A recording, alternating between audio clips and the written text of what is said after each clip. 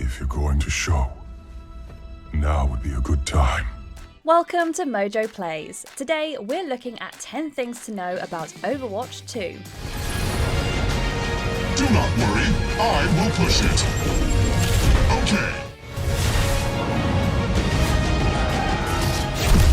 And it's just been so inspiring to watch the team try things that we've never tried before, and I just can't wait to show up more in the future. Is it going to be an awesome full sequel or an overpriced expansion? Before we begin, we publish new content all week long, so be sure to subscribe and ring the bell to get notified about our latest videos. Compatibility. Every one of the new PvP maps that's coming to Overwatch 2, every one of the new heroes that's coming to Overwatch 2, and new heroes beyond that will go to the players, our dedicated fans who have been with us for all these years from the original game. We already see plenty of cross-gen games when a new console generation launches, but Overwatch 2 is going to go a step further by being completely compatible with the first game. This means many of the improvements Overwatch 2 is bringing will also come to the first game, so that people can still compete in ranked matches without having to cough up for both a new console and a new AAA game at launch. We're sure plenty of people will be buying and playing the sequel, but it's nice for Blizzard to not force everybody to buy a brand new game, instead preserving and improving the franchise. The Baptiste vampire skin y'all just earned last week, do you want it to go away? No. Enemy units. This is a global invasion.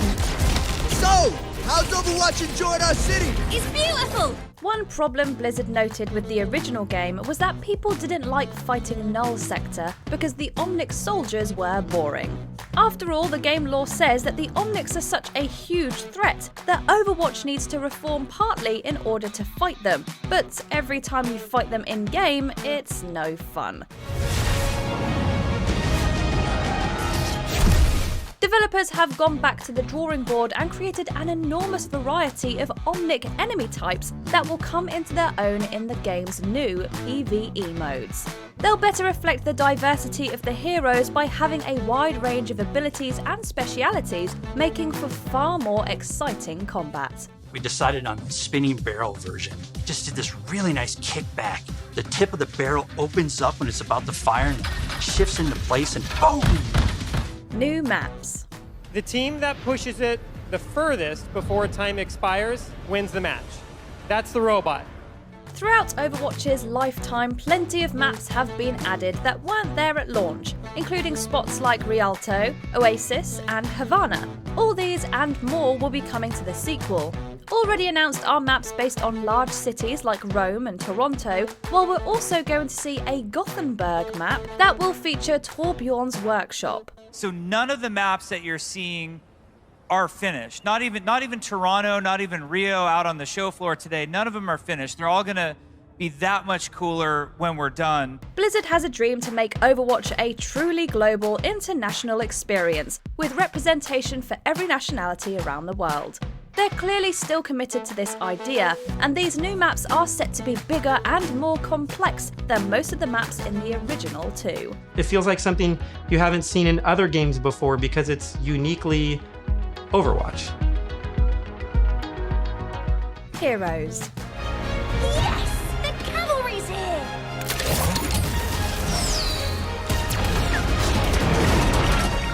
Hello, Winston! If you're worried that the character you main might not make the cut for the sequel, never fear.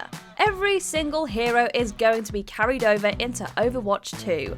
There are also, of course, going to be plenty more added. Just like Tracer was the mascot for the first game, incoming character Sojourn, another DPS option who wields a railgun, is becoming the flagship hero for the sequel. You guys got a sneak peek of Sojourn from last BlizzCon. She's been under development for quite a while, and she's actually quickly at this point become a lot of people's favorites in-house. Sadly, it doesn't look like any new characters are going to debut in the original game until the sequel is released, but at least we've got something to look forward to. It's so much fun in the playtest to have this really powerful shot that can, rip through enemies if you really are accurate with it. And she's all about that aim skill. So if you got that aim skill, you'll love her. New game modes. Do not worry, I will push it. Okay. As a primarily multiplayer game, Overwatch 2 will live and die based on how good that multiplayer is. The first game was wildly successful with a hugely popular esports scene, and Blizzard has been iterating to ensure this continues into the sequel. What this means is that there's a lot of different shortcuts and connections in order to connect different parts of the path. This makes the game mode really flanky. One new mode we've already seen some of is Push, a tug-of-war style game that will take place on far larger maps than we're used to. But Jeff Kaplan has also hinted that 2 capture point maps, wildly disliked because of how unreasonably difficult they are if you're on the attacking team, might be disappearing completely. Each team has the same objective that they need to accomplish in order to win the match. This is similar to something like Control. Redesigns. So in Rio, for example, we've got Mei, we've got Reinhardt, Lucio, and Tracer. Those are the heroes that you can adventure with. You may have spent the last few years getting used to what every character looks like, but Blizzard is shaking things up a bit and taking the risk of redesigning them. We don't yet know exactly how many heroes will be overhauled, but we have seen new concept art for core characters, including McCree, Reaper, Widowmaker, and Pharah. And it's just been so inspiring to watch the team try things that we've never tried before, and I just can't wait to show up more in the future. However, fans so far haven't been too receptive to the new looks as developers describe the changes. Will the new designs grow on existing fans, or will they be clamouring for a return to the original McCree, who doesn't have that strange-looking beard? Only time will tell. When you play Overwatch 2, you'll see we spend a lot of time bringing the characters even closer to the camera because we're really proud at how they're looking right now. PvP. But the changes that we're trying right now are to try to embrace more of that instinct that players have when they want to play a big, burly character that looks aggressive. Multiplayer is Overwatch's core gameplay, and it's going to have some changes made to it when the sequel launches. This goes beyond the addition of new maps and game modes and includes rebalancing for major characters. Not quite turn a corner, but you can definitely more accurately pin targets, and because you can cancel it, it allows you to use it much more aggressively and really go after those key targets without feeling like you're going to sacrifice all of your positioning, everything to get there. The most prominent changes we've heard about so far revolve around Reinhardt, who's been there from the beginning. Players are now going to be able to cancel out of his charge, for instance. But different hero classes will now have uniform strengths, regardless of which character you actually pick. Like tanks taking less knockback damage across the board and regenerating health for every support character. For example, currently in our internal builds, the tank heroes all have knockback reduction against them, and they also generate less ultimate charge for enemies that are shooting at them. Hero missions. I think that hero missions fit into the role where you can play them night after night, week after week, and year after year. This is really the long tail. Decade after decade. Overwatch has a lot of appeal, but for people who aren't big into online multiplayer, it may not have been a game they were too interested in checking out. That's going to change with the sequel, which will add a hero mission system that will be played cooperatively. So that the heroes are constantly bringing their personality and some light story to these hero missions as well. The goal is to make as many as possible, hundreds of hero missions.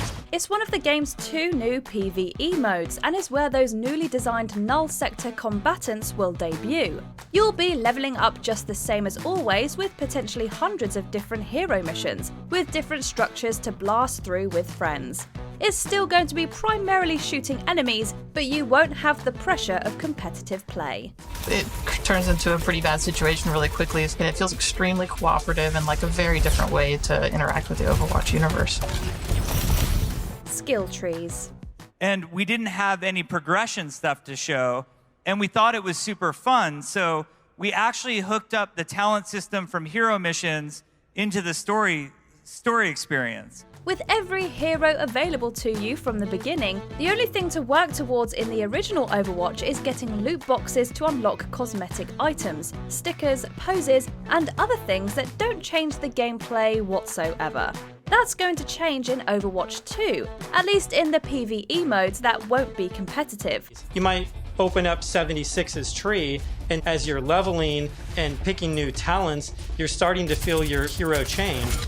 Blizzard has shown off a progression system that lets you unlock talents, new abilities that will completely change how characters play and will even let you engineer a specific and unique build for your mains. This is completely exciting and will add a brand new layer to the game, as well as enticing people away from ranked play. So he actually gets to shoot out a projectile from his sword. So it gives a lot of extra ability. You know, you could really tune Genji to your playstyle. Story missions. And we think it's awesome. Like, you have all followed the story so far. You've been following it for some time, and you're ready for more. The main new PvE mode is, of course, a story.